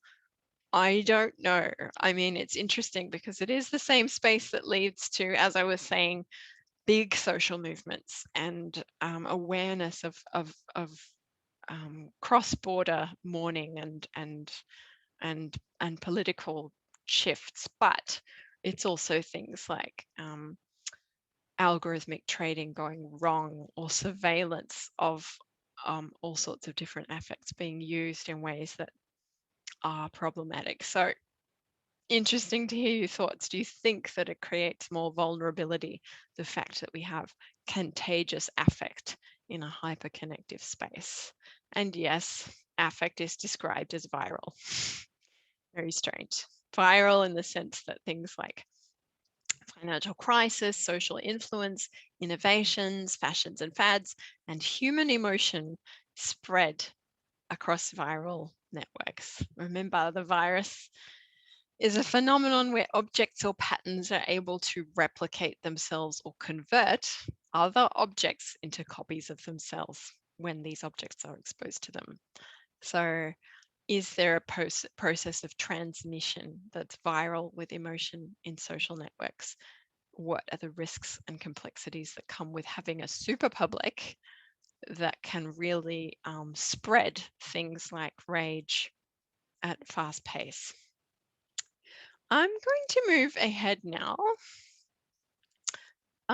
Jump ahead and just say, we see things like this a lot in the time of COVID. Everyone's familiar with the Facebook emoji that came up. Even apart, we're in this together. Look at this with a critical eye, I would say. Of course you would be, but Facebook, we've got to think of them as a platform power. They want to create stickiness.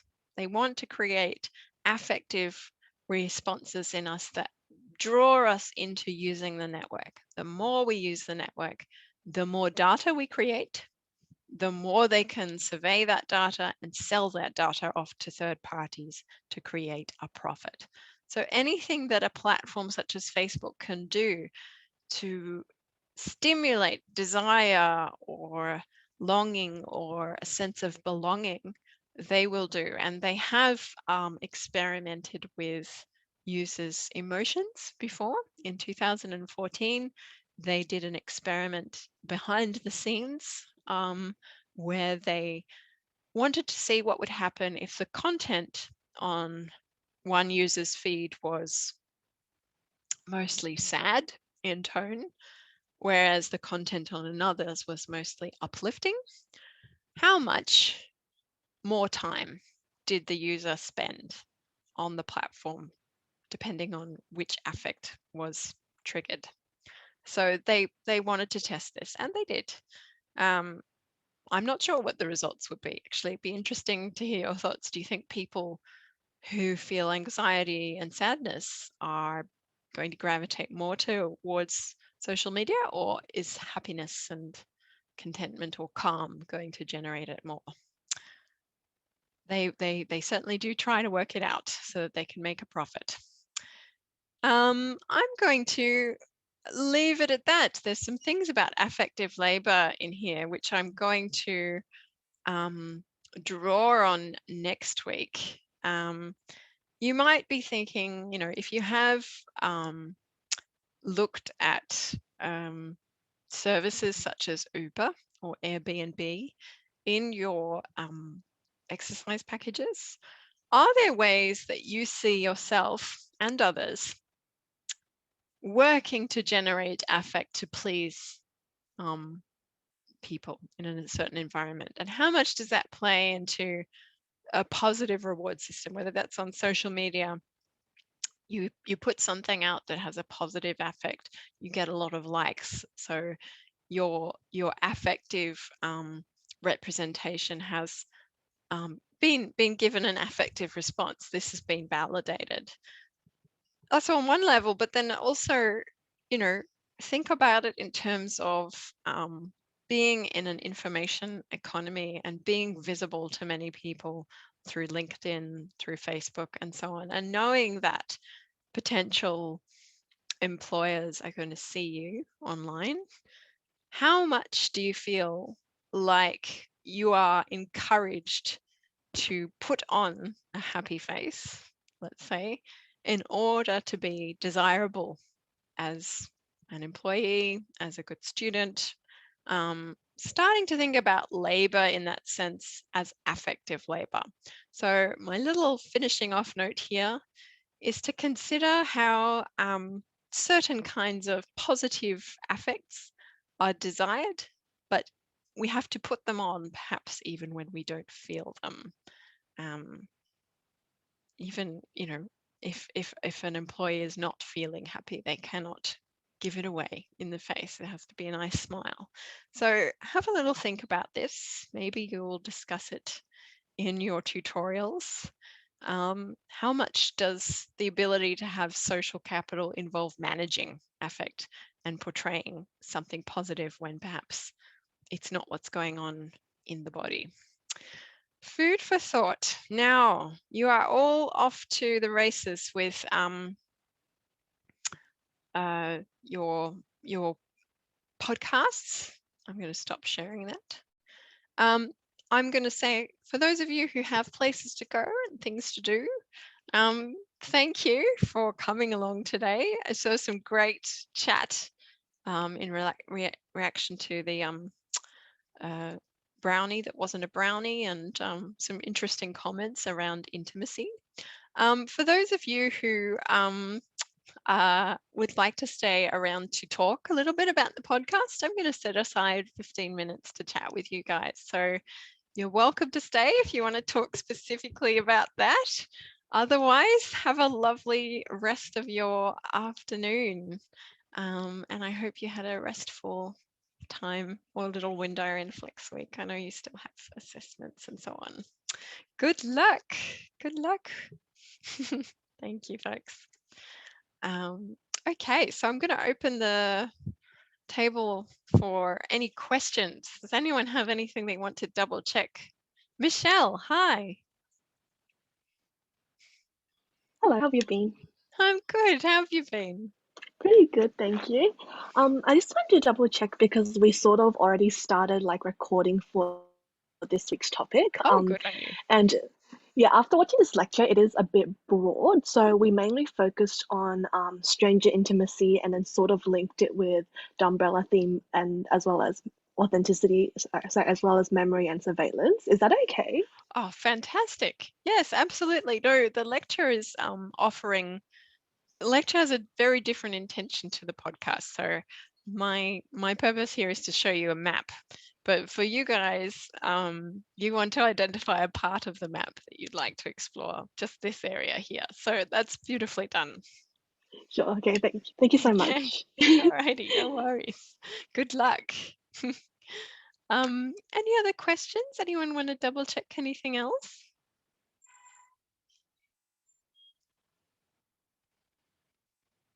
All is well? No questions? Lincoln, hi. Hi, Tara. How you doing? Hi, not bad. How are you? Good, good. Awesome. So I had a question about editing. So let's say we're using like a background soundtrack. Do we have to reference it or some way? Because it might be copyrighted. Yes, you can do that. So I'll just share this screen with you now. Where is the screen that I want to share with you? Here it is. Okay. So on oh, hopefully it'll extend my session. Yes, it has. So on the submission space, there's a little link. Let me show you. Assessment to submission. Now I'm going to see something a little bit different to what you. Oh, it's logged me out. I'm going to see something a little bit different to what you see when you log in to this submission space, but this will still show you enough. You can put a little reference to a sound file or something. When you go to submit, you'll see at the bottom of the screen something that's called submission comments, and you can add a comment, and that's where you can add your bibliography just in the comments post section. And it can include any sounds that say come from a movie or something like that. Yeah, absolutely. Or from a YouTube clip, perhaps. Awesome. Yeah. Thank you. Alrighty. Any other questions? Oh, I see something happening in the chat. Oh no, it's a thank you. Thank you. Anyone with anything they want to double check about any of the assessment work or podcasts? Michelle, hey. Sorry, just one last question, because Lincoln raised an interesting point. If we talk about like the readings in the podcast, do we need to make a bibliography at the end? Yes. So that's, okay. See on the screen where I am now, it's the submission space. So yeah, your bibliography would be to the readings that have informed your discussion. Yes. Okay, thank you. Cool. Anything else I can help with? Hello, Tara. Hi, Juliana. How are you doing? I'm fine. So I want to double check the topic of our podcasting. So the topic is whatever you like, you choose, and according to our lecture. So the topic has been that you have 3 sub-themes you can choose from. You want to draw connections between week 4, which was memory, week 5, which was surveillance, and this week, which was affect and intimacy. So there are okay. sub themes you can explore, and you would use the exercise packages and your pod prompts in the collaborative diary to inform or create ideas about what you want to talk about. Let me just, oh no, I'll share a different screen. So if you're, wanting to double check any of that information, you can head here into Moodle and you can go to exercise packages is one way to go. I'll do that for now. And you can see all our exercise packages. Just let that load. Yeah. And we have 2 that are really useful for right now. And they are this one, Pod Prompt 3 package. So you can have a look at that and you can respond to that. And also the pod editing guide. So these 2 are your best friends this week. Yeah, I find it. Yeah. You found that? Okay, good. Yeah, sorry. Yeah. Yeah. Okay, Yeah. thank you. Okay, alrighty. Any other questions, guys? How's it going?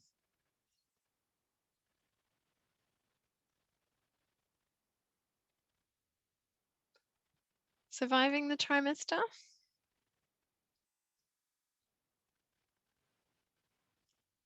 Alrighty. Well, maybe if you're comfortable, we'll wrap things up here. I just wanted to give a little bit of time just in case anyone had any burning questions, but I think fairly good confidence thus far. So good luck with it all. If you do think of a question, come by on Wednesday, 5 p.m. Sydney time, or Thursday, 5 p.m. Sydney time. I will be in the workshop session. It's just like this, casual conversation, chat about it. All right. Have a good one. Bye for now.